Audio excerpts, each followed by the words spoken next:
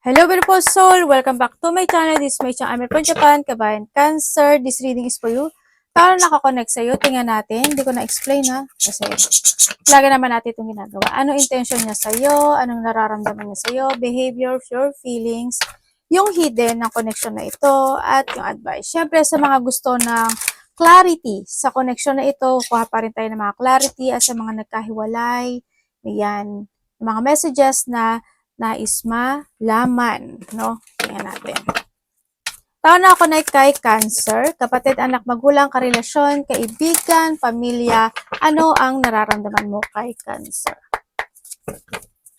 Tao na ako na kay Cancer, vice versa, ano ang nararamdaman mo kay Cancer?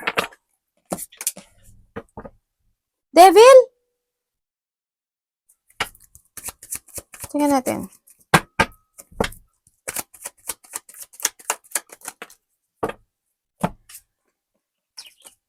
Okay. Sa mga nagkahiwalay dyan, sa mga vice versa tayo pwedeng ikaw ito, pwedeng siya ito.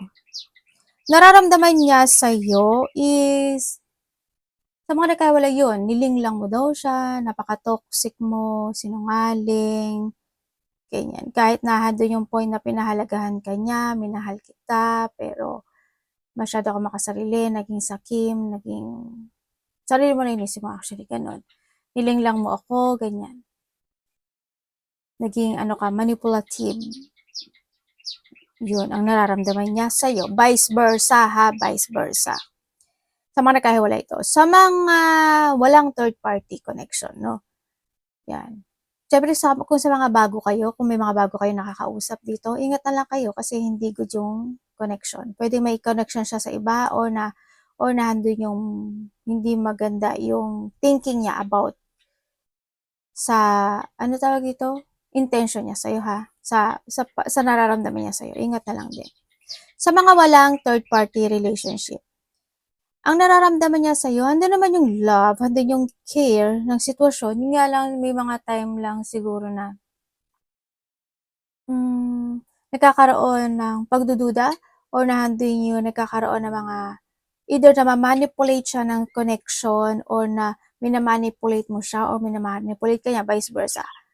O ng sitwasyon na dito, yun ang sinasabi niya. Nararamdaman niya sa'yo, yun, they feeling trapped in some aspect of this connection. Hindi ko alam pwedeng sa mayroon kayo ngayon, diba? Negosyo, trabaho, or sa mga bagay na napag-uusapan, pwedeng nandun sa point. Halimbawa, may mga pangako, may mga gustong gawin, umpisahan, pero hindi magawa-gawa, pwedeng nandun sa point na yun.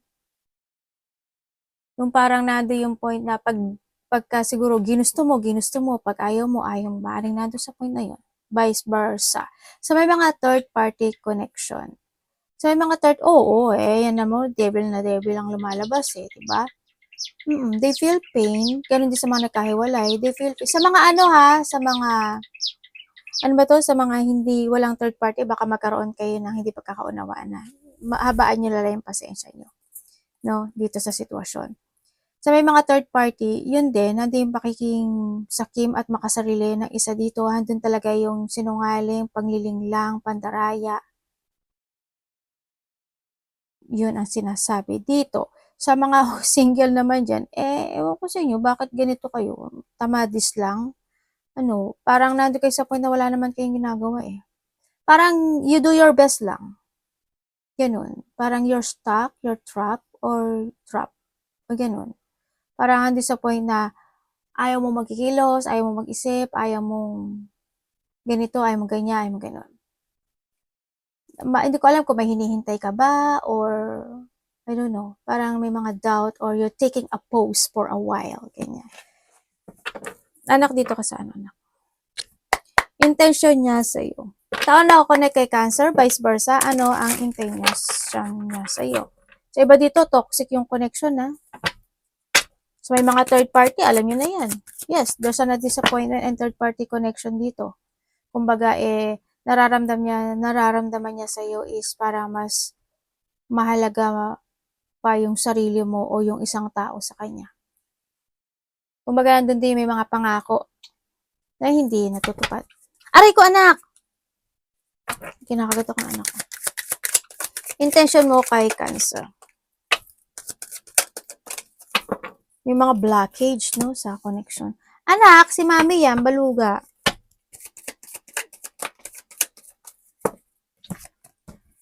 Okay, intention niya sa'yo, when it comes sa mga nagkahiwalay, wala. Intention niya kasi sa'yo is, ando siya dito pala si Hermit. Okay, dalawa yung message na nakuha ko, ah. Okay, first, ang intention niya sa'yo is wala. They try to work it out to start a new beginning in life sa nakikita ko dito, no? Kumbaga nandun siya sa point na nag-focus siya sa mga tao na who's connected sa kanya, sa mga nagkahiwalay dyan. Sa another message naman, andun yung sitwasyon na intention niya sa'yo is nagkakaroon siya ng pag-iisip o pagsisiyasat o naghanap siya ng katotohanan o dapat ba, ganito ba, ganun ba. They try, intention niya kasi is to work it out again, this connection. Yun ang nakikita ko. And to union, pagdating sa'yo. No? Yun ang nakikita ko sa'yo. Yun ang intention niya. Try to work it out again. The situation, nandun pa rin man yung interest niya sa iyo, no? Sa mga walang third party relationship dyan, intention niya sa iyo is, alam mo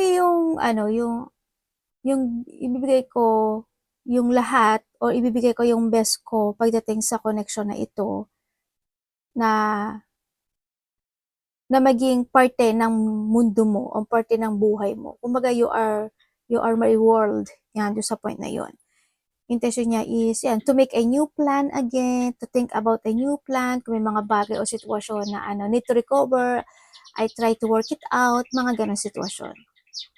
Intention niya, nandun naman yung love, nandun naman yung connection, and nandun yung commitment when it comes in this connection, yun na nakikita ko dito. May mga gusto siyang ma-accomplish pagdating in this connection. And kung kayo is may third party connection, oo, nagkakaroon ng nagkakaroon talaga ng third party. Kasi hindi lang naman ikaw kasi yung kausap nito eh. May iba pa siyang interest na tao.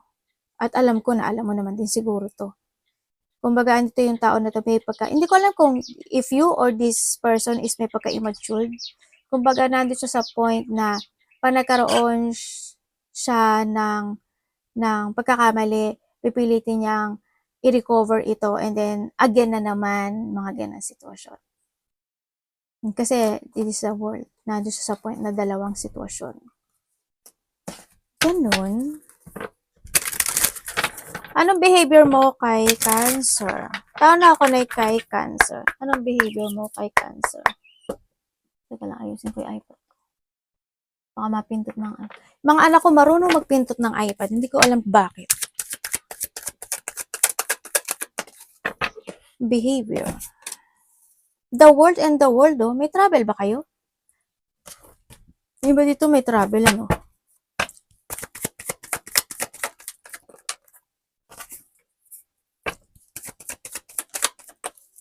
Behavior niya sa iyo.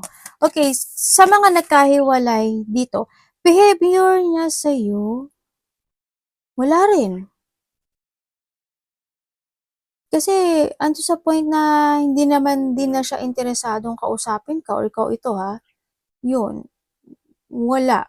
Kasi alam mo dito sa nakikita ko, hindi ko alam po ikaw or siya yung sinasabihan niya. Kasi, sabi niya dito, ay nako, alam mo ba yan na napaka-very defensive, napaka-rude, manggagamit, manggagancho, ginamit niya lang ako. Tapos, sinungaling, liar, ganyan, dishonest, I don't know why, but there's a corrupt situation. Pwedeng nagkaroon ba kayo ng connection when it comes to money o kung sino man itong tao na to, iyon ang nakikita ko dito. Yun, nandun yung emotions nitong tao na to. Wala. They move on no? Nag-move tong tao na to. Sa iba naman sa inyo, kung kayo is wala naman third party connection, no? Behavior niya sa'yo is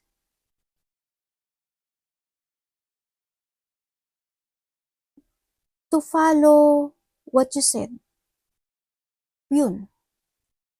Or sundin mo yung mga gusto kong sabihin or gusto kong desisyonan. Nandun sa point. Vice versa tayo.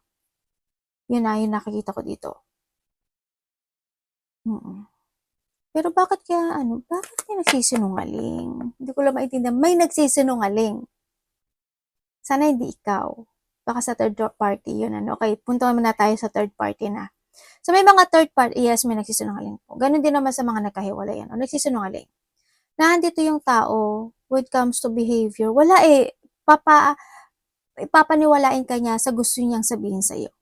Pero, it's more on lie, no? Yun, sabihin niya, kasi may ganito, may tinapos lang ako, ganyan-ganyan. O kaya, basta it's more on pagsisinungaling, it's more on paggagamit, it's more on lie, dishonest, obsess when it comes to status, ganyan, or handa yung point na, sana hindi to gold digger o materialistic. Handa yung pagiging defensive, no? Ikaw ito or siya. Nandun din yung isa sa inyo na paranoid din sa lahat ng sitwasyon.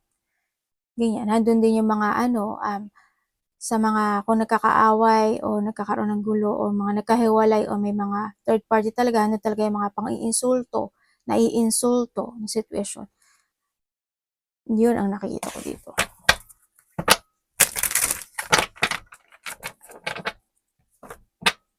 Kaya yung behavior niya sa'yo is to defend myself against you. Kung nando yung point na pinagtatanggol niya yung sarili niya na para sa kanya is this is the right, pero ang totoo mali. Yun. Tingnan natin, nararamdaman mo, Cancer. So, iba sa inyo, yung minsan ayaw kitang kausap, nandun sa point na yun. Siguro yung iba dito gusto mapag-isa.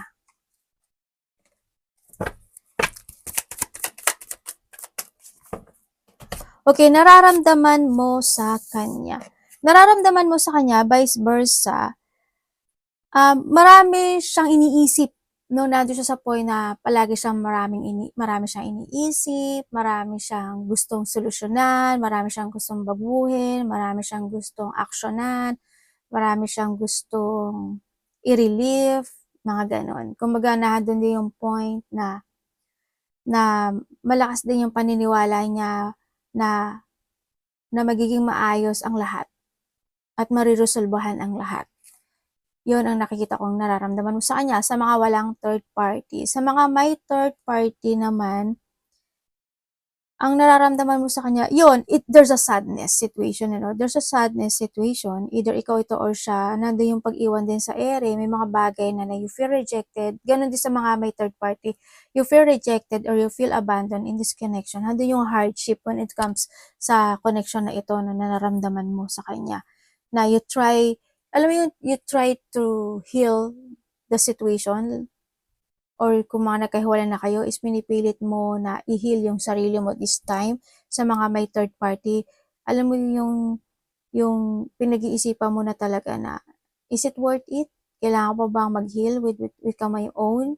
Parang piling ko minsan kasi nag-iisa ako, na doon sa point na yung piling ko, hindi naman ako naiintindihan. May mga bagay kasi na hindi accept, no, dun sa nakikita ko dito sa sitwasyon. And then also, yun, it's more on sadness situation. Nagkakaroon ng pag-iisip. If need, yung urong sulong if need na bang i-withdraw or hindi. No, sa may mga third party dyan. Hirap naman itong connection na to. Sabay ganun no? Okay, tingnan natin ang hidden. Ikaw ito or siya. Hidden ang connection ito. Ano ba hidden?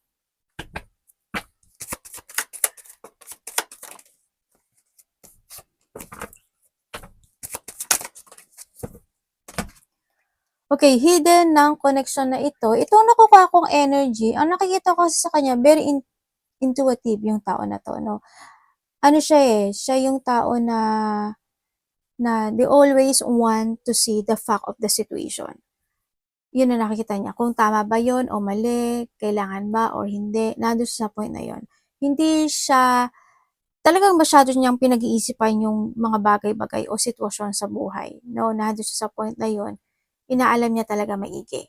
No, maaring nandun na rin yung point na marami na rin ito na pagdaanan na sitwasyon sa buhay, kaya nandun rin siya sa point na pag-iisip maigi ng mga bagay o sitwasyon o decision making o kailangan i-move na doon sa point niya is more on mas ginagamit niya yung isip niya than sa heart. Ganun. Hindi ko naman sinasabi na binabaliwala niya yung heart niya, but mas inag-iisipan niya muna bago niya i-connect sa heart. Well, connected naman talaga yon. Kasi di ba may mga tao na alam na yung mali, pero sige pa rin. Ano mo yung point na yun? Nandun sa point. And then, sa iba naman sa inyo, there's a two messages kasi ako nakikita dito. May tao dito ako na nakikita na nag-iisip siya to decide to let it go something in life. Yun na nakikita ko. Nagkakaroon siya ng pag-iisip or pwede rin na may tao na nagbibigay sa kanya ng support or an advice pagdating sa connection ninyo na if you need to decide na mag-let go, ganyan. Kung gusto mo pa rin, edi why not, bahala ka. Nandun sa point na yun. Advice.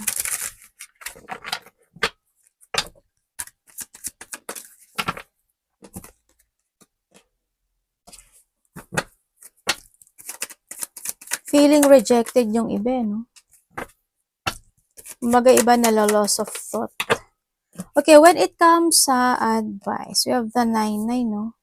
Okay, when it comes sa advice, sinasabi dito na kailangan mo daw magkaroon ng disiplina, no? Sa lahat ng aspeto ng buhay mo, syempre sa pera mo, sa emotions mo, sa actions mo, sa mga gagawin mo, o sa mga decision making mo, o sa mga goals mo. Yan.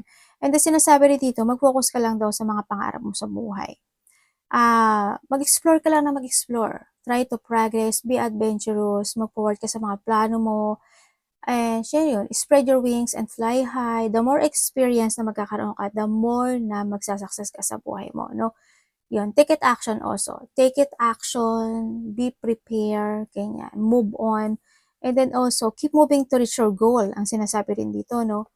Yan, kumbaga is, keep lang ng keep. Huwag ka mawawala ng pag-asa. Huwag ka mapanghihinaan. At, syempre, kailangan mo talaga mag-action. Yun ang sinasabi dito. May mga be responsible. Yun din sinasabi. Kung may mga naumpisahan, kailangan tapusin hanggang huli. O kailangan may mga dapat na i-try, di ba? Ilaya mo yung sarili mo sa isang sitwasyon na hata ka pababa or kinatatamad mo, mga ganyan. You deleted me. Ay, ganun. Sa mga nagkahiwalay, siguro to. Yan, sa mga nagkahiwalay is may nag-cut off na, hindi mga naging cold, parang naging cold ang lahat talaga, as in. Dinilit mo siya or dinilit ka niya. Never really over. Ay, may tao na hindi pa nakaka-move on. Nagkakaroon pa rin ng, may mga paramdam. Okay, ibig sabihin, nararamdaman ka niya o nararamdaman mo siya. May tao na hindi pa nakaka-move on dito, ha? Uy, naging toxic talaga yung connection. Ganun din sa may mga third party. Ganyan. Ibig sabihin, sa may mga third party, maaring yun yung karma mo o yun yung, ikaw yung karma niya. Yun ang nakikita ko dito. Hindi may mga third party relationship man yan or wala, or mga nagkahiwalay, may mga addiction situation. Ibig sabihin, addict na siya sa pagsisinungaling, addict na siya sa pambabae, panglalalaki, yan, sa mga pag-aalibay, mga ganyan. It's more on toxic yung connection. Ay, ano ba ito, baliktad? Not everyone is meant to stay forever. Some people come to teach you something. Okay. Maaaring may isa dito na natuto na. May isa pa rin na hindi natututo. No? Or sinasabi rin dito na sa lahat ng mga nagaganap sa buhay natin is kailangan nating matuto. Kasi dumarating sila sa buhay natin para may matutunan. Pero pag hindi mo natutunan niya, ibabalik ka niya sa dating posisyon. You are worthy of love. No proof is needed. Sa may mga third party dyan, or if you are in a third party relationship, or sa mga nagkahiwalay na, or sa mga hindi pa, tatandaan mo palagi yung halaga mo. No? Huwag mo kakalimutang mag-focus sa sarili mo, huwag mo kakalimutan na aalagaan at mahalin yung sarili mo more than everything or more than dun sa karelasyon mo, no? Tsaka hindi mo naman kailangang i-prove sa kanya na mahal mo talaga siya. Yun. Ang nakikita ko dito, kumbaga sabi mo, kung mahal mo ako, maghihintay ka, kung mahal mo ako, intindihin mo, kung mahal mo ako. No, there's nothing to prove. If you love somebody, accept it. Yun. And you need to understand each other then, no? Walang pagalingan, walang patalinuhan, walang experience diyan eh, no? Walang ganon. Kung as long as you are in a balanced connection. Basta ang the important is mahalin, alagaan, at i-value mo yung sarili mo. Your past shape you, but it doesn't define you. Yung mga nakaraan, yung mga nangyari sa buhay mo, sa trabaho man yan, sa connection, sa love mo man yan, anything, hindi yun ang sabi na mali ka. Yung sabi ko nga, di ba, walang right and wrong sa situation. Kumbaga, yung, tsaka, di ba, learning kasi yun eh, yung nakaraan eh, no? Hindi iyon makakapag-shape ng who you are sa ngayon, no? O hindi makakapag-define yon na who you are sa ngayon. Yun yung, yun yung makakapagpapa-awakening sa'yo eh, sa mind mo, yung mga bagay na kailangan mong matutunan sa nakaraan. Yun, yung nakaraan na yun. The more, sabi ko nga diba, the more na you have an experience in life, the more na mas marami kang mal-learn, and the more na mag-growth ka sa buhay mo. Yun yun. Kapag nadapa ka, tumayo ka. Nadapa ulit, tumayo ka ulit. Ganun lang yun. Kung hindi mo kailangan mag-focus sa painful na sitwasyon, hindi mo kailangan mawala ng pag-asa o mapanghinaan ng loob na tumayong muli. Tandaan mo palagi na you are worthy. Okay? Arigatou namaste, God bless.